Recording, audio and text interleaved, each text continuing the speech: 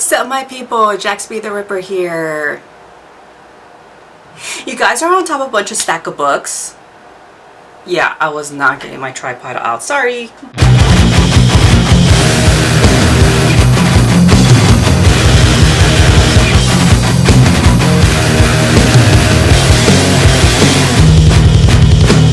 I'm not gonna lie to you guys, like, I want to say for like the past year, I've been like in a metal slump. Like, that's why I don't upload these metal monthly favorites as much as how I used to. And it's the one subgenre that helped me got into it again. Who would have thought? But then again, when I think about it and I go back to my teen and my youth and all that stuff, I was like, well shit, you were listening to glam rock the whole time when you were younger, Jax. This band I discovered on Instagram. So I was posting a story. I forgot what I was doing. It was around the month of May. And I see this band called Icon. I want to say it was Danger Calling that caught my attention. So I was like, okay, let me see what this is. And oh my god, that shit was so good. So, background, if you're new here, I kind of hated glam rock, even though glam rock and like Metallica, which are like the two things I hate, got me into heavy metal. You know, I felt like my taste was growing. I didn't want to see that. I want to see the darker side of things, you know? But it just makes sense. Like, I remember one time watching a long time ago Black Metal Werewolf video. He was like, sometimes you just gotta go back to the roots and remind yourself what you loved about heavy metal in general. So Icon started off as like a 70s band. They definitely had like that Deep Purple kind of influence a little bit in them. They started like around 79. They went by the name Schoolboys, but then once they got signed up with Capitol Records, they changed the name to Icon. The album Night of Crime, and as well as their self-titled Icon, is probably one of the most underrated ones. The most I could tell you is like almost Cinderella sounding. I don't think there wasn't any song out of these two albums. Mind you, there might have been a couple that I liked more. Actually, a few I liked more. I kind of just enjoyed like at least like half the songs more than the other half, but it's still like a nice flow. It goes through. With the Icon self-title, you have like more slower one, and you know I don't like slow shit. You guys know I don't like slow shit, but it's up to you. It's like that very heavy romantic kind of sound that probably got a lot of women in the bed at that time. Shot at My Heart is another one that's my favorite off the Night of Crime album.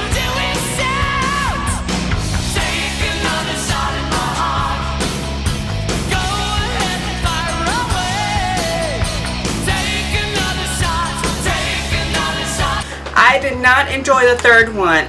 That's when they went through like a lineup changes, and then their manager who got them into Capitol Records left, so that Capitol Records like dropped them, and then they went to another record label, and then they got another lead singer named Jerry Harrison, who replaces the original singer Steven. I forgot his last name, so we're just gonna roll. Anyways, the newer singer's not bad. It just, he reminded me of Stan Bush, I think that was his name. You know, the one that did like the song You Got the Touch, You Got the Power. And then I think he also did for like that one Jean-Claude Van Damme movie, Kickboxer, right? I think it was Kickboxer, yeah. I don't think it was, no, it was Bloodsport. It was Bloodsport. How could I forget? The Coop Tit song. He kind of sounds like that, and it kind of turned it cheesy a little bit, the album.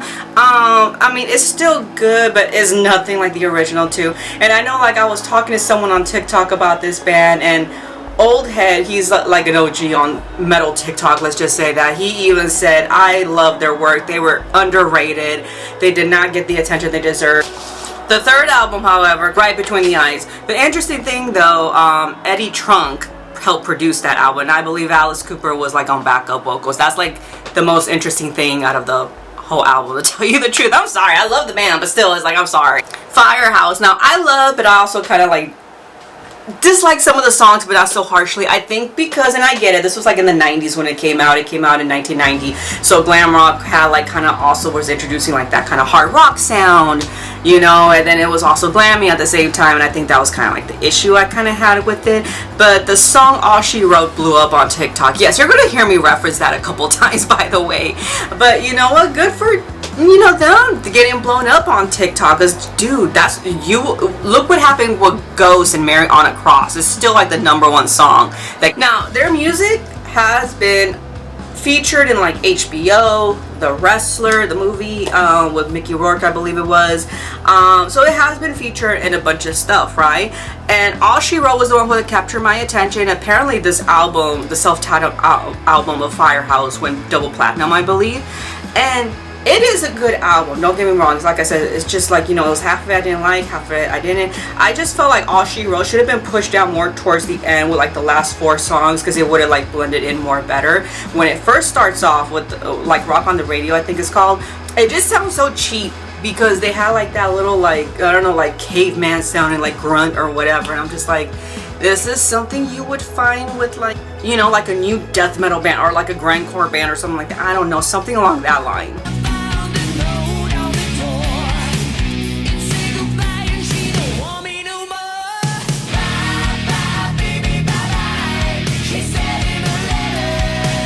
Other than that, the way I could best describe like the lead vocal sound, how he sounds like, it's like a mixture of Vince Neil and Bon Jovi. That's like the best way I could explain it. Seven Kingdoms, the album Zenith, that one came out in 2022. I saw them in 2023 open up for Powerwolf. They were really great, especially their version of Boys of Summer. Sabrina's vocals, that's her name, Sabrina, the lead singer, is so damn good. And I'm glad the band didn't do anything like overpower her voice with the keyboards or with the operatic sound. Well, actually, there's no operatic. What am I saying? With the classical music, I should say, with the orchestra, I should say. You know, you just hear it as like the background.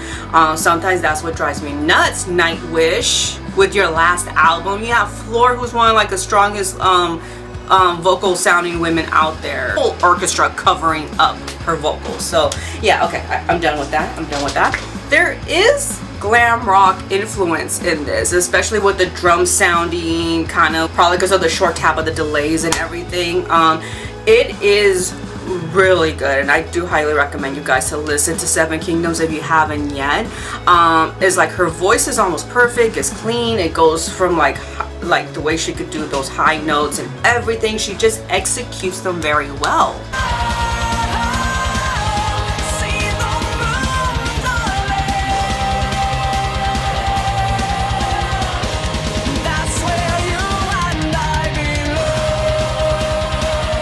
She could also be very hypnotic sounding, so that's probably why, especially with track 4. I can't say the word, I think it's Valencar or something like that. It's a very hypnotic, slower kind of song, but it's still like you hear the heaviness to it without it turning into like a slow song. Towards the last 3 songs, I will admit, like the last 3 or last 2 got kind of weak, because it kind of just sound like, you know, the glamminess was gone, and all of a sudden it shifts almost to like a skater sound, if I should say so myself. And I know some people were complaining about like the last 3 or 2 songs. She does her version of a Joan Jett song, I think it's called I Hate Myself for Loving You, I think that's the one. I mean, it was a rock and roll sound, that's all I could tell you. I get it, you gotta be really careful, because you could literally ruin the song if you do too much change to it. Frozen Soul, here's the thing, Gerard Way is on this album. If you're a My Chemical Romance fan, Gerard Way is on this fucking album. This band was introduced to me by one of my followers, Mr. Death Metal, thank you. He knew I would like this. They're from Fort Worth, Texas, you know, land of the rattlesnakes. And the lead singer, I just love the lead singer. He's like this big grizzly bear named Chad. And he has like these caveman growls. And it just goes so well with the black metal vocals that Gerard Way busted out of nowhere. It's like, how? Where? Since when have you been having this gift, sir? If you listen to a lot of My Chemical Romance like I did back in the day, and now, come at me, you're gonna hear the influence of My Chemical Romance in that song. There are other 2 guests that were on there too. Rob Flynn from Machine Head. Look, I ain't gonna tell you I know much about Machine Head. I only know Halo. But supposedly people were saying that they knew that Rob Flynn was gonna really hype up the end of this song, and I'm just gonna go along and say, yeah, he did. It was a good song, don't get me wrong. I just can't tell you the technicality of it. Devin Swing from, okay, here's where you're gonna laugh at me. Sanguisugabog, I could never. I've heard so many people say it and I can't, but anyways, I've heard of the band, I just haven't heard a song. This is my introduction to knowing who Devin Swank is, and honestly, I love the song, don't get me wrong, I love the song, but I can't tell you anything about his band. overall this album has a lot of like black metal influence, death metal, you know, old school classic death metal, but yet mixed with the modern death metal. And not only that, it has thrash in it, so it has a lot of influence in it. So I do love this album so much. It's very, you know, it fits the name, Frozen Soul. You feel like Sub-Zero is gonna fucking throw like some fucking ice picks at you. Exhumed Rest Asphalt. So it's about car accidents and motorcycles accidents and like getting killed on the street by these vehicles because they're basically, you know, wheels on coffin. How very interesting. I get into it as I was with my dad last week and we got rear-ended when we were at a stoplight. Apparently the BMW didn't know it had to stop. And I have a chiropractor appointment on Tuesday, so hooray.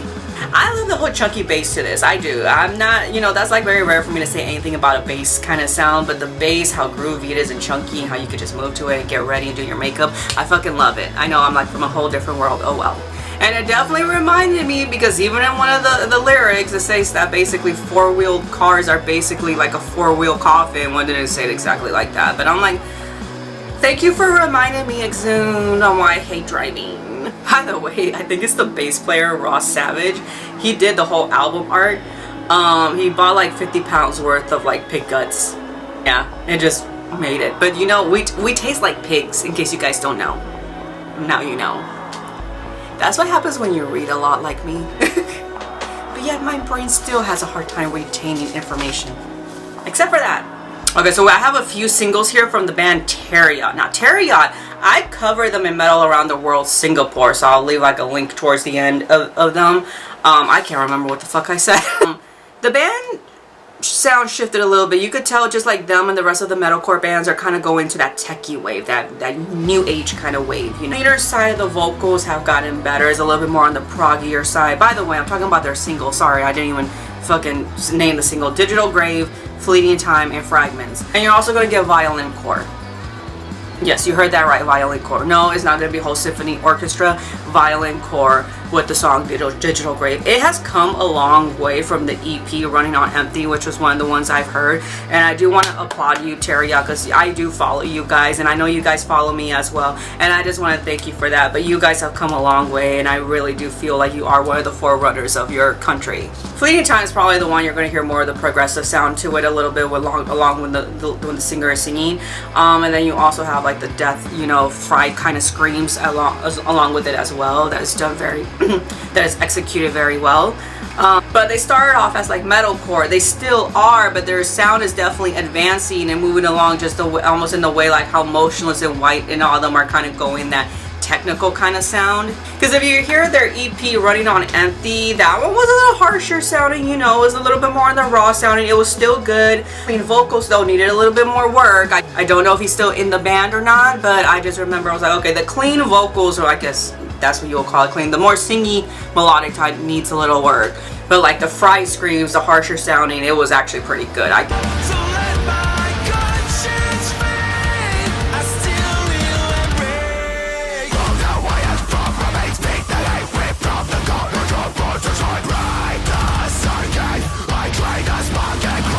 Spell. Now, here's the thing. They're being very compared to Ghost. I wouldn't really go that far. Maybe old school Ghost, yes, especially with their one song Savage Scourge, and then the little solo little thingy, I forgot what they're called, Indurus or whatever it's called. I heard kind of my least two favorite songs on there. Even though I did hear Ghost, and I mean, I'm a Ghost fan, you know, I've been listening to them basically since that album Opus Eponyms, so I don't even know if I said that right, but it has that sound to it. I just, you know, it wasn't the biggest failure either, but the album was good. Wretched Heart, I forgot to tell you guys the name of the album, Wretched Heart. There you go. But again, Lilac is on there. The single, I already talked about it. It's like I told you guys, they're like kind of the 70s rock with the doomy style. Acid rock, there we go. I was just talking about acid rock. Remember when metal was called acid rock at one point? And I think we should bring back acid rock. So that's what it gives me. People keep saying this is a very gothic-y band. I can see it to a point, especially when they get the singer Cam on vocals. That's where I hear the gothic-y tone. I like Cam sometimes, but not all the time, as Al Lester. Like, he's my favorite on there. I don't hear the emo sound that people were saying that some people think he's a little bit more on the emo side with his vocals. I don't see that at all. This is not Gerard Way at all whatsoever. But overall, I do feel sometimes Al Lester, when he really tries to hit those high notes, that he kind of misses a little bit. But still, overall, great album. I loved it. I love listening to it.